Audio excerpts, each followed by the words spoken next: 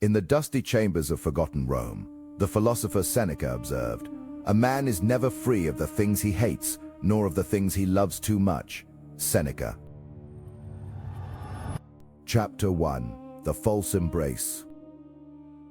Your circle, your grave, they whisper loyalty, yet crave your downfall. Learn from my exile how to turn their daggers into your crown.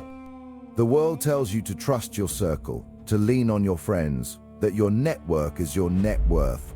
This is a lie designed to keep you weak, exposed, and easily contained. Navigate losing momentum, bleeding ambition, and those closest to you are holding the blade. 2,000 years ago, Niccolò Machiavelli navigated a labyrinth of alliances and betrayals. A lesson you must internalize now. In Renaissance Florence, when the powerful Medici family returned, Machiavelli, once a key diplomat, found himself arrested, tortured, and then exiled. He understood that loyalty is a fragile currency, easily devalued when power shifts. What he learned in his isolation was the cold truth. The very people who offered a false embrace during your ascent will be the first to resent your rise and celebrate your fall. They will smile, offer congratulations, and whisper encouragement, but behind their eyes, a dark calculus is at work. They measure your gains against their own stagnation. Your progress illuminates their complacency, and that is an unforgivable offense. This is the insidious poison of the false embrace. They want you to stay exactly where you are, a comforting benchmark for their own mediocrity. Watch what happens when you announce a major win, a breakthrough, a new ambition. Some will cheer, yes, but others, the false friends, will subtly shift. They might offer unsolicited advice disguised as doubt, or inject cautious realism designed to deflate your drive. They'll highlight risks you've already considered, or bring up past failures as if you hadn't learned from them. Their words are not meant to help you. They are subtle anchors, meant to drag you down.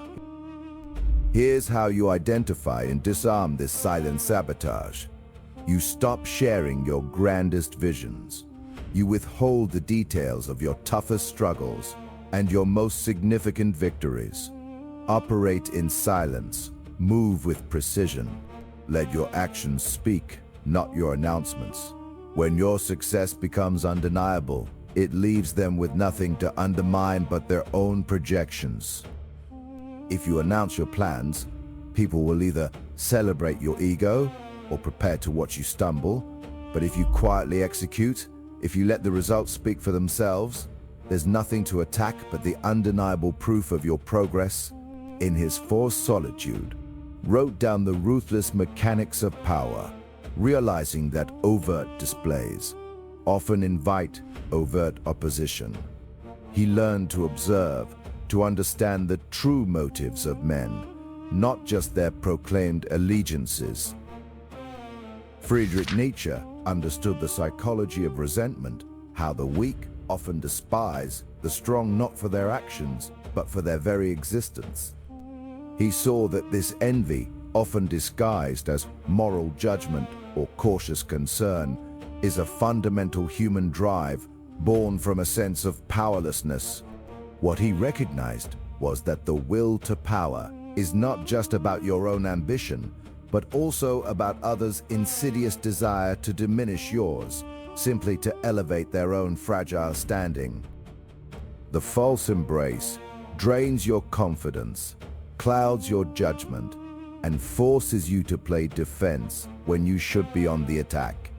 It is a slow leak, constant and corrosive.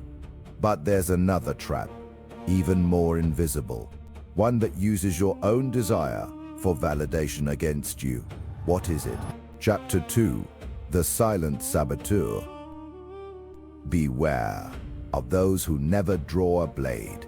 Their weapons are whispers, their battlefield the mind. They chip away at your very foundation, leaving you vulnerable. Picture Louis XIV, the Sun King, in the opulent age of absolutism. He understood that power was not just about control, but about perception, about who could subtly erode your standing without ever drawing a sword.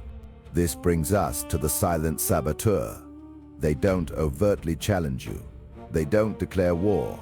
Instead, they operate in the shadows, using veiled criticism and passive aggression to chip away at your confidence, leaving you weakened and exposed. These individuals are masters of the backhanded compliment. That's a bold move for someone in your position, they might say, or, I admire your courage to pursue something so unconventional. On the surface, it sounds like praise, but the underlying message is clear. You are taking a risk, you are out of your depth, and failure is probable. They don't want you to win, they want you to second-guess every decision, every ambition, every step forward. Watch what happens when you announce a new venture, a significant life change, or a personal goal. The silent saboteur will be the first to offer concerns disguised as wisdom. They will highlight every potential pitfall, recount stories of others who failed, or simply greet your news with a subtle, dismissive shrug. Their goal isn't to help you prepare, it's to plant seeds of doubt, to make you question your own judgment, to shrink your world before you even begin to expand it. Here's how you identify and disarm them. You don't engage in a direct confrontation. That's their desired outcome, to draw you into an argument where they can play the reasonable friend, offering cautionary advice, while you appear defensive and irrational. Instead, you observe their patterns. You note the specific language they use, the timing of their subtle jabs, the way their praise always seems to carry a hidden barb designed to diminish, not uplift. Keep these observations to yourself. Cardinal Richelieu, the master strategist who consolidated power for the French monarchy, understood that the most dangerous threats were often not frontal assaults, but insidious campaigns of whispers and subtle disloyalty. He knew that the greatest dangers are those which are least expected, those that erode faith and unity from within. He didn't just look for open rebellion, he searched for the quiet currents of subversion, neutralizing them before they could gain momentum. If you react emotionally to their passive aggression, if you try to explain or defend yourself, you hand them exactly what they crave. Your emotional energy and validation for their insidious game. You confirm their power to affect you. They thrive on the internal turmoil they create within you. They want you to bleed your ambition, drop by drop. But if you simply acknowledge their comments with a neutral, thank you for your thoughts, and then proceed with your plans, there's nothing for them to latch onto. You starve them of the emotional response they seek. You render their subtle sabotage powerless. Louis XIV didn't engage in petty squabbles. He simply made his position unassailable, and those who tried to undermine him found their efforts futile and their influence dwindling. The silent saboteur is a poison, easily detected once you know its taste. You must seal these leaks. Yet some friendships aren't just subtly corrosive. They're outright parasitic, demanding constant attention and draining your very life force. This is the weight of the emotional vampire. Chapter 3, The Envy's Venom. Envy's venom, a silent killer. It's not your obvious foe. It's the concealed resentment of those closest, waiting to strike when your triumphs shine brightest. Understand this poison. Picture Julius Caesar in ancient Rome, standing on the banks of the Rubicon. It was a point of no return, a decisive moment where every choice would be met with either fierce loyalty or venomous envy from those who watched him rise.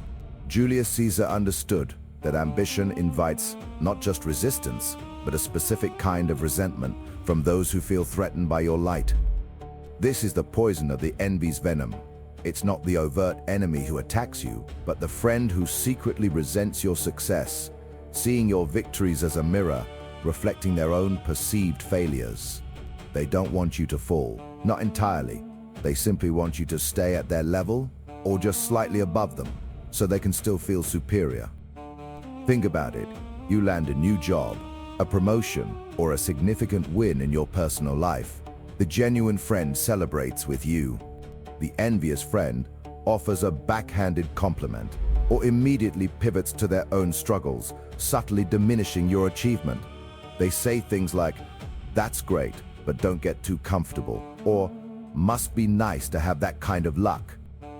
Here's how you disarm this silent threat. You learn to identify the subtle cues, the slight shifts in their energy when you share good news. Their praise feels hollow. Their advice carries a tinge of caution designed to hold you back. They become agitated when you discuss your progress, their eyes betraying a struggle to maintain a facade of happiness for you. Watch what happens when you announce your next big move, your grand aspiration, to everyone. The envious will seize on it, finding reasons why it won't work, subtly planting seeds of doubt in your mind and others. But if you quietly execute, building your empire, brick by brick without fanfare, there's nothing for them to tear down, nothing for their venom to latch onto. Julius Caesar, crossing that river, did not announce his intentions to every senator who might wish him ill. He moved with swift, calculated precision, presenting a fait accompli. He denied his detractors the targets they craved, winning by strategic silence. This type of friend doesn't want to see you fail outright, but they desperately need to see you struggle. Your comfort makes them uncomfortable. Your effortless success invalidates their own perceived effort. They will subtly undermine your confidence, question your choices, and even attempt to create obstacles in your path, all under the guise of concern. Seneca, the Roman Stoic, wrote that the envious person is the one who suffers most, for he is not merely hurt by his own misfortunes, but by the good fortune of others. What he understood is that their pain is not yours to carry, nor their projections yours to absorb. You are not responsible for their internal landscape, only for protecting your own. You must become a fortress, not just against external attack, but against internal corrosion from those closest to you. Filter your information, control the narrative of your own life, and recognize that some people cannot handle your ascent. They are not allies, they are anchors. The envy's venom is dangerous because it looks like support until it's too late. But there's another kind of friend, one who appears to offer guidance and wisdom, yet subtly manipulates your decisions for their own gain. This is the subtle grip of the pup master. What is it? Chapter 4, The Resource Drain. A silent thief, they drain you. Your time, your counsel, your very spirit becomes their sustenance. Guard your finite self or be consumed. But there is a more insidious anchor, one that actively siphons the very fuel you need to move forward. This is the resource drain. Picture Elon Musk not in a gilded office, but sleeping on a factory floor. Every second, every ounce of his energy, every fragment of his attention was a resource demanded by his vision. He understood that focus is about what you don't do and who you don't give your finite self to. These are the friends who perhaps unconsciously see you as an endless well. They come with every crisis, wobble, problem, expecting your full, undivided attention. Your time becomes a commodity they consume freely. Your energy, a battery they plug into, draining it to zero without ever recharging. They talk for hours about their struggles, but for your goals, their interest is fleeting, quickly redirecting back to themselves. Consider the friend who calls you late at night to vent about something trivial, or the one expecting you to drop all to help them move, yet vanishes when you need a hand. When you try to set a boundary, they'll guilt trip or subtly accuse you of changing. Their need becomes a constant hum, consuming mental bandwidth you desperately need for strategy and growth. This is not friendship, it is extraction. Here's how you cut these cords. Recognize your time and emotional space are finite resources. Do not explain boundaries. Simply enforce them. When they call, let it go to voicemail or reply. Can't talk? When a favor demands significant time, your answer is a neutral no or I'm not available. You do not justify, you do not elaborate. explanation invites manipulation. If you announce your new focus, people will test it, they will probe. But if you quietly become unreachable, if you simply stop engaging, there's nothing for them to push against. No declared war, just empty space. Your absence becomes the answer. This quiet disappearance is more powerful than any loud declaration. Elon Musk, in his relentless pursuit, demonstrated this not just with his factory presence, but his disregard for anything not serving the mission. His extreme focus meant social obligations vanished for him. He made himself scarce to everything but the work. This is not about cruelty. It is about effectiveness. Your finite energy cannot. Chapter 5. False mirror. False mirrors, they are everywhere. Learn to see past their comforting lies. Their caution isn't kindness. It's a silent weapon aimed at your very ambition. It cannot be wasted on those who actively drain your ambition. Those I call the false mirrors. These are the people who offer advice that subtly undermines your moves, not always with malice, but to maintain their own comfort or your current position. They are the ones who tell you to be realistic, to not aim too high, or to be careful when you announce a bold plan. This isn't helpful caution, it's a quiet sabotage.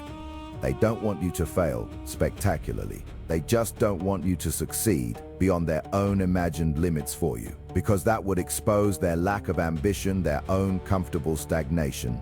Their advice is a reflection of their own fears and unfulfilled potential projected onto your path. It destroys you by eroding your confidence, by planting seeds of doubt that fester and grow until you start to believe their tempered vision of your future. Think about a time you shared a big dream, a wild idea, and received a lukewarm response. That's nice, but, or, are you sure you're ready for that? The person offering this often presents it as concern, as friendship. But watch what happens when you actually start to make progress. Their concern might shift to subtle warnings about the risks, or even mild mockery of your efforts. They become a constant low-level drag on your momentum, a leak in your drive. Picture Socrates in ancient Greece, standing before his accusers, facing death for corrupting the youth and questioning the gods.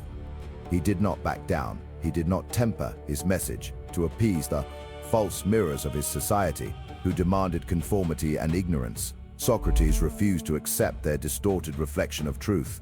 What Socrates understood is that confronting those who offer a false mirror requires you to hold up a true one, even if it brings discomfort or anger. Here's how you disarm this silent saboteur. You stop asking for their opinion on your goals.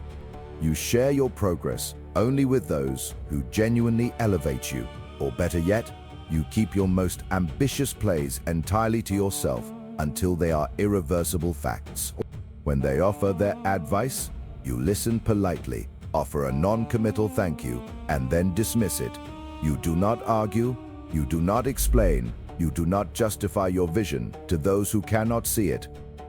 If you announce every step and seek validation, people will feel entitled to weigh in, to offer their realistic perspectives, and you will find yourself constantly defending your ambition. But if you quietly build, if you move in silence until your success is undeniable, there's nothing for them to temper, nothing for them to advise against. Your actions become their own argument, and the false mirror cracks under the weight of reality. Plato, Socrates' most famous student, once wrote, "We can easily forgive a child who is afraid of the dark. The real tragedy of life is when men are afraid of the light."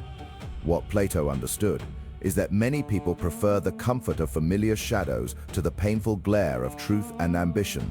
They don't want you to turn on the light in your own life, because it might illuminate the darkness in theirs. This fear drives their advice. This is why you must protect your ambition, not just from declared enemies, but from those who claim to be your allies while subtly clipping your wings. Their care is a cage. But there's another hidden cost to your social circle, a more insidious form of parasitic draw, one that doesn't just temper your ambition, but actively siphons your very drive. What is it? Chapter 6. The reputation blade. Reputation your most vital weapon. Yet, a whisper can pierce deeper than any sword. Guard your standing. For the friend who plants doubt, they are the true assassins. The greatest drain on your social capital comes from what I call the reputation blade. Picture Catherine the Great in Imperial Russia, a German princess surrounded by courtiers loyal to her husband, Peter III. She didn't openly defy him. She understood that power is not just seized but earned. Through the quiet accumulation of influence, even as whispers of her ambition circulated, her enemies did not attack her directly with swords. They used words, subtle asides, eroding her standing. This blade is wielded by the friend who doesn't openly criticize you, but plants seeds of doubt. They don't tell people you're incompetent. They just ask with a concerned brow, "Are you sure he's ready for that promotion? He seemed a little overwhelmed last week." Or, "She's so ambitious, isn't she? I just hope she doesn't burn out." They aren't accusations, they are questions, veiled concerns designed to make others wonder. They position themselves as your worried ally, while actively undermining your credibility. Think about the damage this does. It forces you onto the defensive. Every time you have to explain or justify yourself against a vague insinuation, you validate the doubt. Your energy bleeds out into managing perception instead of building real value. Your standing in a group is not a fortress, it's a tapestry, and these subtle threads of gossip can unravel it, one pull at a time. The moment others start to question you, even slightly, your influence diminishes. Here's how you disarm this. Catherine the Great didn't waste time debating Peter's flaws or denying her own ambition to his cronies. She focused on demonstrating her competence and building loyalty among key regiments and influential figures.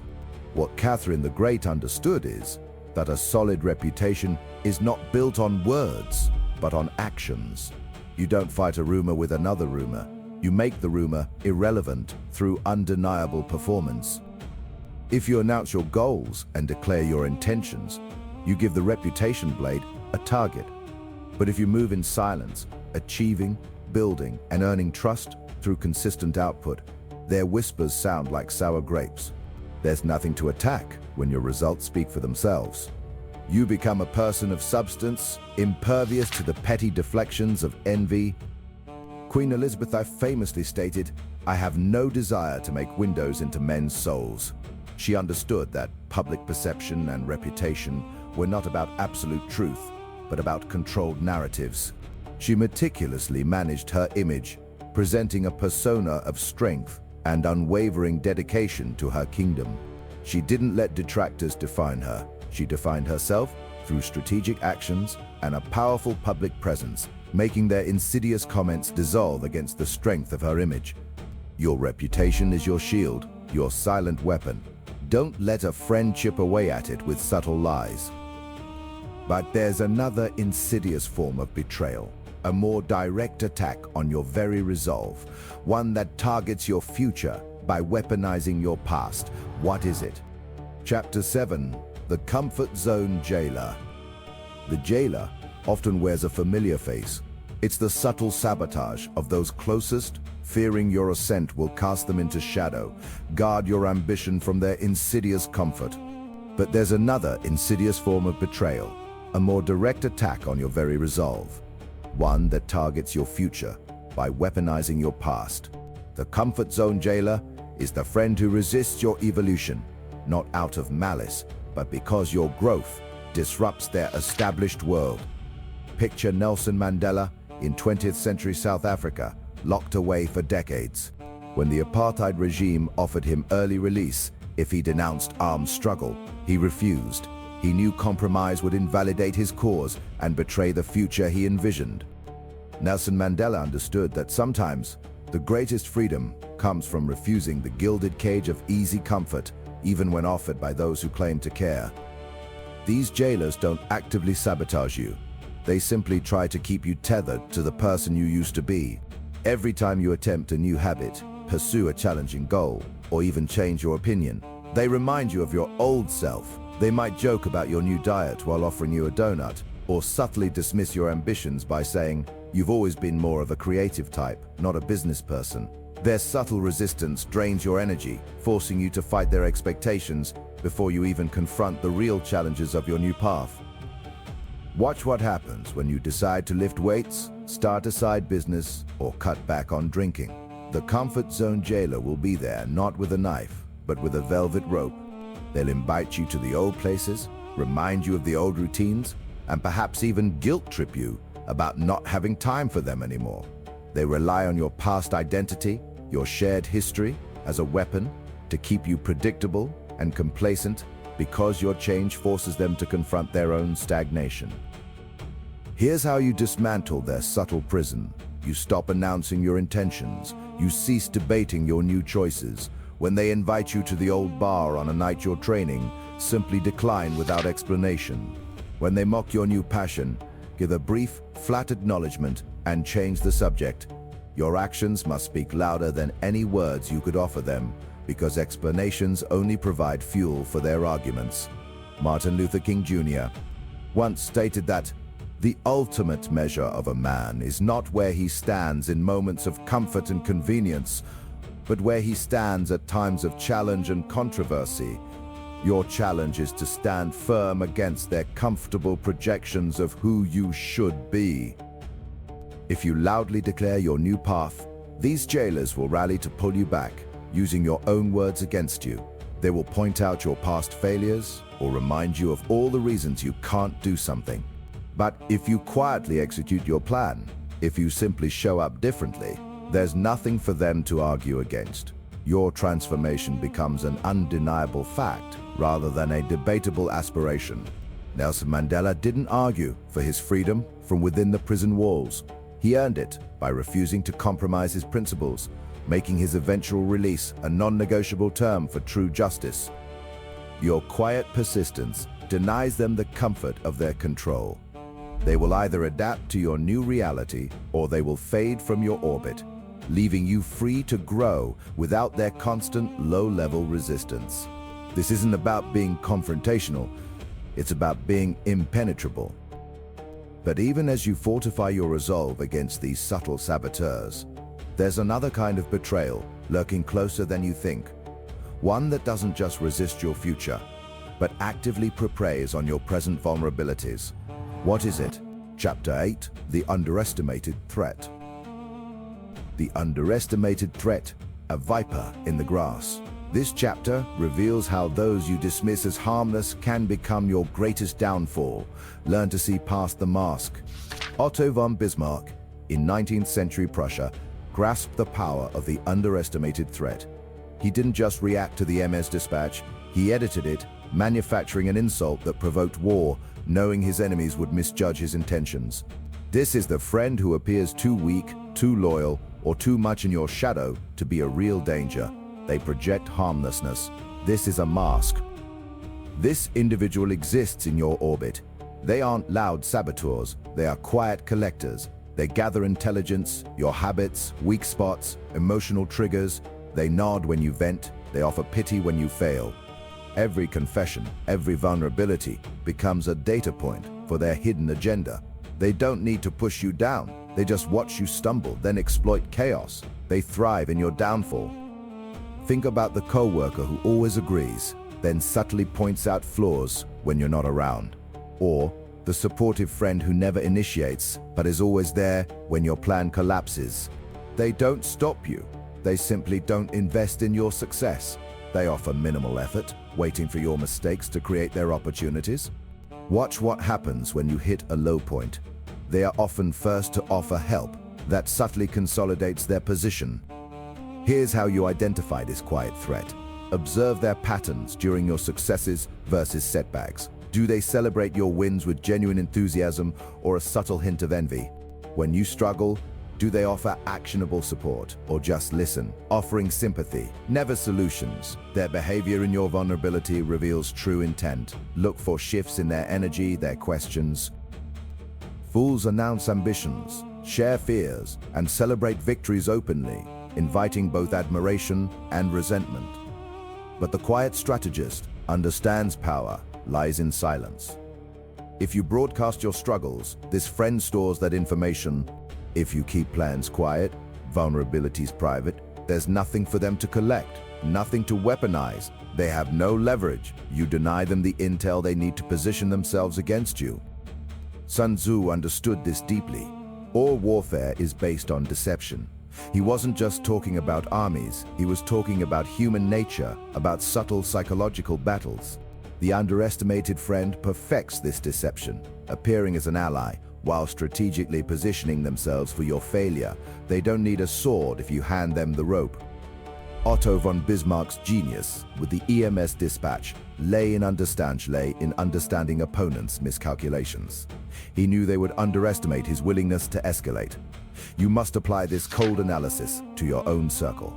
Don't assume loyalty based on shared history.